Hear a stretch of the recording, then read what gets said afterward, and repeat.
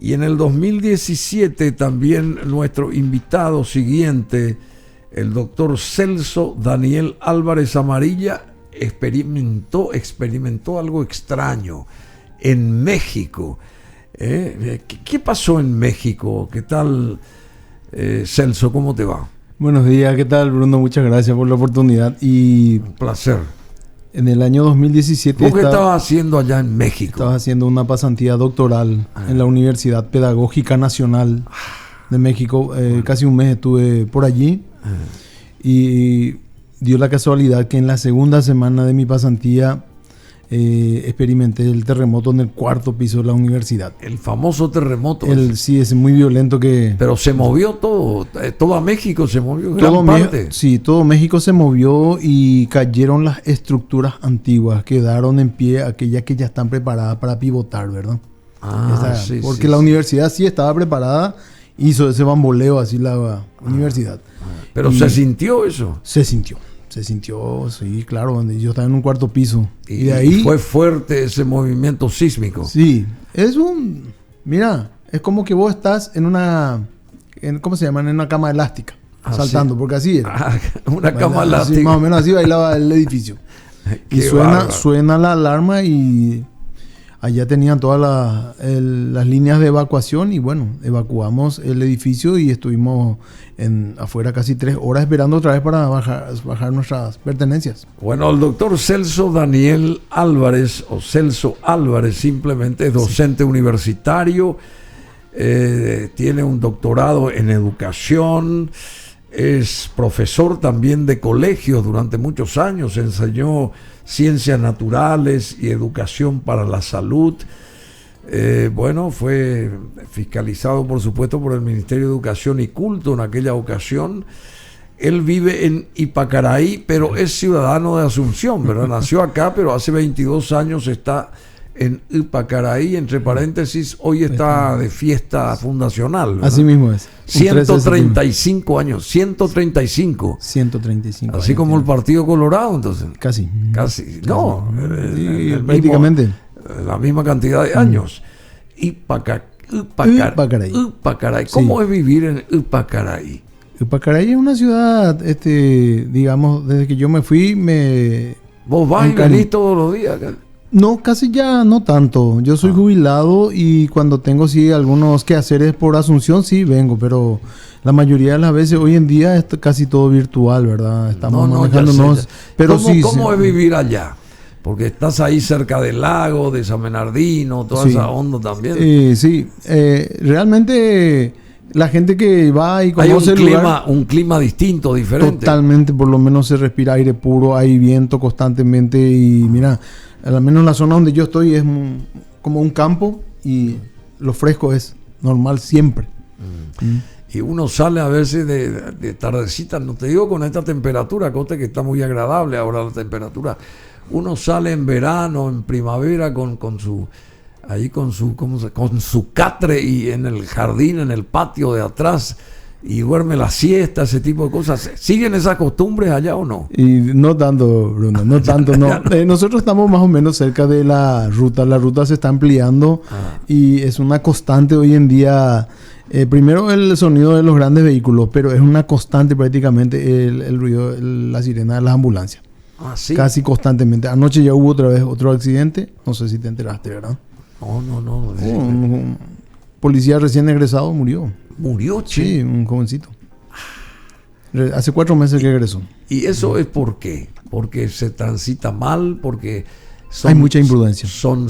Nuestras rutas son no anchas, no hay señalética. ¿Qué? No, pero hoy en día pues se está ampliando y hay muchas obras en construcción porque se está ampliando la ruta y las señalizaciones son escasas. Y por eso no sabemos lo que realmente cómo fue el accidente, lo que sí que el que llevó en hora de la tardecita noche fue. A la noche creo que fue, a la noche. Bueno, y el doctor Celso Álvarez está como vicepresidente, se postula, ¿verdad? Como vicepresidente de la República, acompañando a el doctor Luis Talavera Alegre por el partido Unámonos. Así mismo. ¿Es así? Así mismo.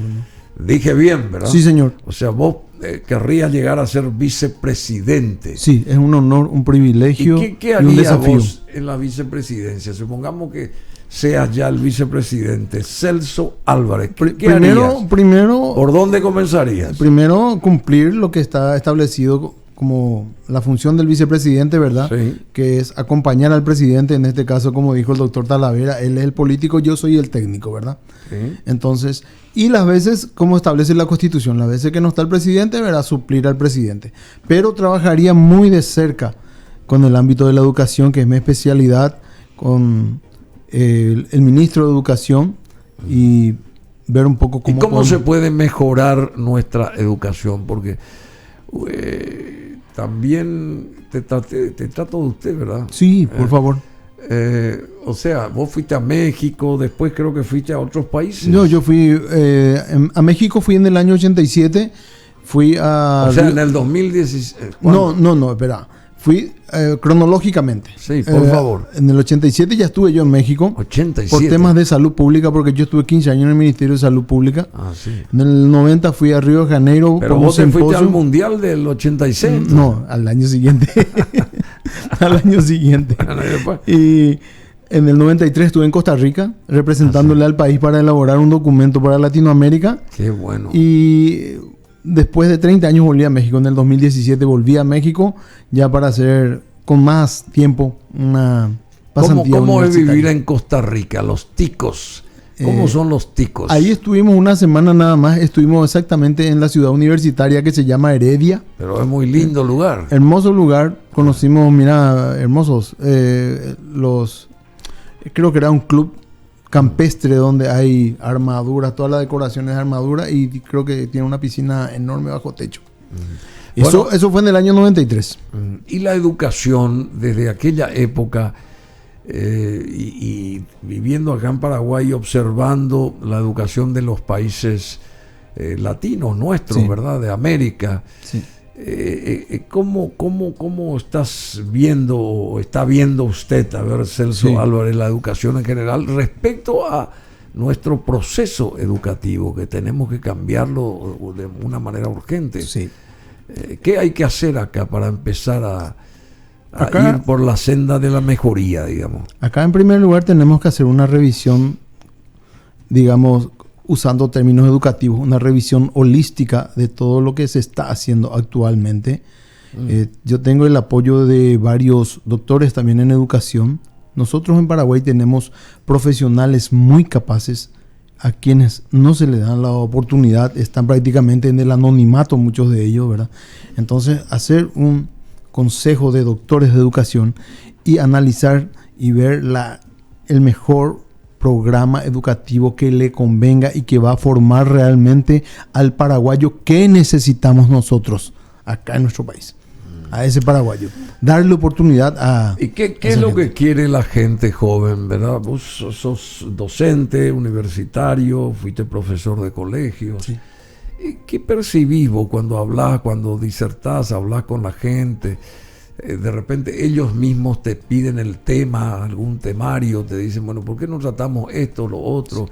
¿Qué nos podés decir de tal, qué sé yo, de tal experiencia educativa? Sí. Supongamos, conocer Sí. tales cosas. Sí. ¿Qué quiere la juventud de Paraguay? La juventud hoy en día lo que más quiere es oportunidad para sobresalir, y eso es lo que no se le da. El paraguayo, Bruno, es muy capaz. Muy capaz. Es y capaz. Muy capaz. No tiene las oportunidades. Entonces no puede desarrollar, vamos a usar los términos que más se usan, sus capacidades, sus habilidades. Entonces, ¿qué pasa? Enseguida caen en el tema del ocio y ya el pensamiento va hacia otro tipo de aprovechamiento del tiempo libre, por decirlo así, ¿verdad? Y nosotros tenemos acá muchos jóvenes a quienes le podemos dar esa oportunidad. Ahora, ¿qué es lo que nosotros vemos a nivel país? Que hay un escaso porcentaje nomás que tienen esa oportunidad. ¿Por qué no todos pueden tener la misma oportunidad? ¿Por qué a todos se le da la misma posibilidad de sobresalir? Acá tenemos muy pocos nomás que sobresalen. Y esos son los que vemos en la prensa. Y los demás que están allí, si uno le da las herramientas adecuadas, ellos van a sobresalir también. Por eso es lo que nosotros pretendemos, erradicar la pobreza, pero erradicar la pobreza intelectual. Eso es lo que pretendemos. Bueno, y viviendo en Ipacaraí, 22 años, vos tenés que también saber más o menos qué pretende la gente joven, la gente que está avanzando en sus metas, ¿verdad? Porque hay mucha gente que quiere, qué sé yo, no sé, la juventud que persigue allá en Ipacaraí, que es un polo desarrollado de mucha población, de gente ¿qué persigue la gente allá? Actualmente, los jóvenes. Y los jóvenes, mira que es un tema muy interesante. Tenemos que ver un poco. Yo puedo contar una experiencia para que podamos ver un poco este escenario con los jóvenes. Fui director académico de un instituto técnico superior. Y llamamos a la inscripción, se preinscribieron muchísimos, se preinscribieron preguntando, ¿verdad?, por el curso. El curso tenía el horario desde lunes a viernes esta hora y sábado esta hora. Perfecto, vienen, miran todo, se anotan. A la hora de la verdad, 18 se inscribieron. Empezamos con 18 alumnos. Y ellos leen el documento, ¿verdad?, que se comprometen a cumplir. Luego, los sábados ya no venían, por ejemplo. Y entre semana ya llegaban tarde. O sea que, ¿qué es lo que nosotros teníamos que hacer prácticamente? Si no queríamos perderle a esos chicos, teníamos que tratar de adecuar el horario a la disponibilidad de ellos, ¿verdad? Al revés. Al revés es la cuestión ahí prácticamente. Y mira que se fue desangrando el curso y quedaron hasta menos de 10 últimamente. Así es. El joven hoy en día encuentra un trabajo y ya no le interesa el estudio. Cree que con eso va a salir, o sea, no tiene esa mentalidad de progresar. Y eso es por la base. La base, el cimiento, la primera educación que reciben, no le da esa capacidad para tener una visión prospectiva y verse un poco de aquí a 5 o a 10 años, si estudio, ¿qué puedo conseguir? Estuviste viendo seguramente la cuestión del plebiscito en Chile. Vos viste el sentir de ese pueblo que se puso en la fila por horas para conseguir su objetivo, ir a sufragar por un Chile mejor. Así mismo. Por algo distinto que nos llegue a todos los ciudadanos, o sea, en el caso de ellos, ¿verdad?, que les llegue a todos ellos. ¿Hay diferencia de comportamiento entre ese pueblo y el nuestro, llegado el momento similar, digamos? Muchísima diferencia. ¿Y por qué? Muchísima. ¿Y por qué? Y acá los jóvenes al menos no tienen esa... Si salen a manifestarse, primero no salen la cantidad necesaria, después cuál es la mentalidad de nuestras autoridades. No, vamos a dejarle que estén ahí 2 o 3 días y después ya se van a cansar y ya no van a estar más. No tenemos todavía esa capacidad como tienen los otros, esa visión que tienen los demás de que sí son capaces, si se unen, son capaces de torcer una situación, de cambiar la historia. Por eso quería contar una anécdota. Sí, Bruno, ¿cómo no? Yo en el año 93, cuando estuve en Costa Rica, me llamó mucho la atención cuando ahí está prohibido, por una cuestión de derechos humanos, está prohibido viajar parado en los colectivos. Prohibido viajar parado. Está prohibido viajar parado. El civismo de la gente es impresionante allí. Impresionante. Y nosotros estamos ya casi a 30 años de eso y no vamos a lograr nunca que los colectivos vayan solamente gente sentada. No vamos a lograr. Allá está prohibido. Allá uno llega a la parada y forma la fila. De repente viene el colectivo y te dice, tengo un lugar, y estaban 2 personas en la primera línea que son pareja, por ejemplo, y bueno, automáticamente le dan lugar a la otra persona que está sola y siguen esperando. Pero la frecuencia también es distinta, ¿verdad? Vienen. O sea que, y estamos hablando de casi 30 años. ¿Y cuándo nosotros vamos a llegar a eso? Y no sé, cuando lluevan pastelitos. Bueno, y en la vicepresidencia, acá el doctor Celso Álvarez, ¿cómo se comportaría, digamos? Porque ser vicepresidente es ser nexo entre el Ejecutivo y el Congreso, por ejemplo, ¿verdad? Y yo siempre estoy sosteniendo de que el Congreso como poder, el poder legislativo en este caso, como uno de los poderes del Estado, tiene mayor atribuciones que los otros, que el Ejecutivo y que el Judicial. Que a mí me parece que todos los poderes tienen que tener equitativamente, tienen que ser cortados por la misma tijera, equitativamente, ¿verdad? porque prácticamente el que manda acá en Paraguay es el poder legislativo. El presidente firma los decretos y ellos le autorizan. No sé si me explico. Sí, totalmente. ¿Y cómo sería ese nuevo cambio que se daría a través de una administración como la de Unámonos, en este caso el doctor Luis Talavera Alegre y acá el doctor Celso Álvarez? ¿Cómo se dinamizaría esa historia y se conectaría el Poder Ejecutivo con el Legislativo, con el Congreso? Sí, en primer lugar hay una comunicación muy fluida con el presidente, ¿verdad? Segundo lugar, cumplir bien lo que está establecido, que el vicepresidente es el nexo. Entonces, hacer el recorrido periódico por la sede del Congreso para ver cómo se manifiesta eso y, por supuesto, comunicar inmediatamente a el político, el que está enfrente de todo eso, y ahí con un equipo analizar todo eso. O sea, cumplir bien lo que significa ser el nexo entre el poder legislativo y el poder ejecutivo. Oportunidad de trabajo para todos, ¿verdad? También hay que perseguir eso. Nosotros, como estábamos diciendo siempre, nosotros no queremos darle oportunidad, pero sí queremos darle el escenario adecuado para que la gente el día de mañana pueda conseguir trabajo. Nosotros hoy en día tenemos muchos llamados de vacancias y los jóvenes no se presentan porque no tienen esa formación que se requiere para ese cargo. Entonces, esa es una gran preocupación que tenemos. Tenemos que formar jóvenes de mandos medios. La educación técnica debe ser algo exigente, gratuito para todos, pero para tener ese mando medio que necesitamos calificado. Porque siempre se suele escuchar, y ya estamos terminando más o menos esta charla, pero me gustaría proseguir acá con el doctor Celso Álvarez en otra oportunidad. Yo escucho, por ejemplo, que la gente que viene del colegio y tiene que pasar a la universidad, como que llega a la universidad y le parece todo tan nuevo, sí, porque no estudió o no le enseñaron ciertas cosas que supuestamente ya las tenía que saber cuando llegue al estadio universitario, por ejemplo. Manejo todo eso. ¿Y a qué se debe eso? Sí, bueno.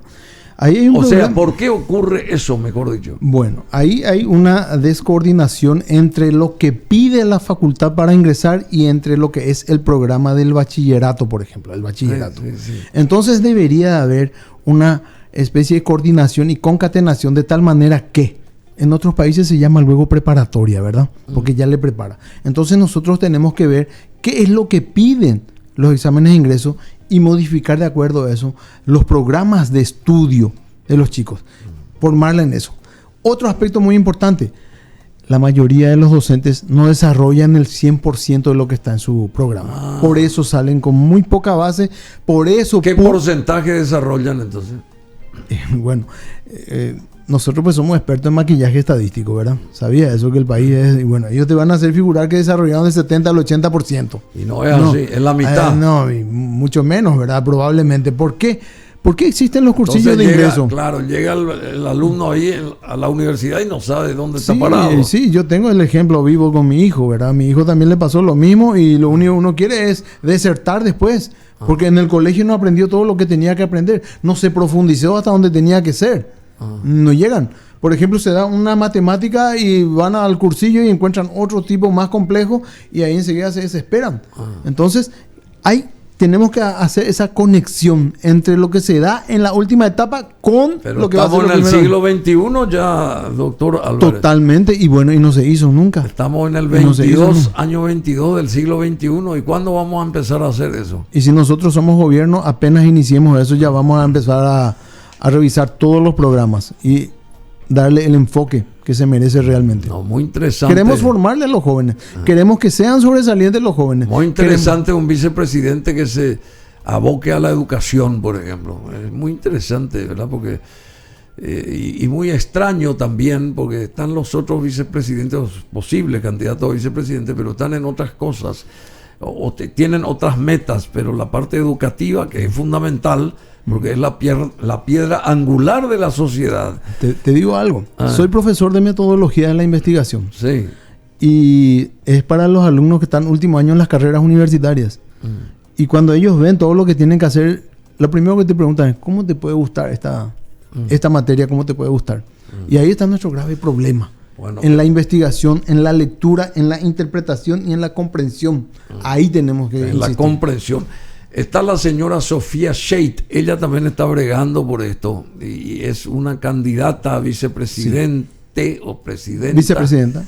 Sí, de la chapa con el que conforma Chilavert, ¿verdad? Sí.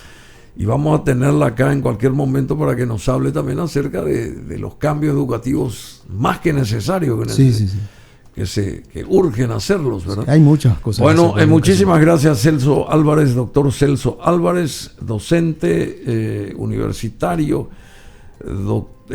doctorado en educación, tiene un doctorado en educación, vicepresidente por el partido Unámonos, de la chapa del doctor Luis Talavera Alegre. Muchas gracias. Gracias a ti, Bruno, por la oportunidad. Por favor. Para que la gente pueda conocer. Por favor. Y tenés que volver.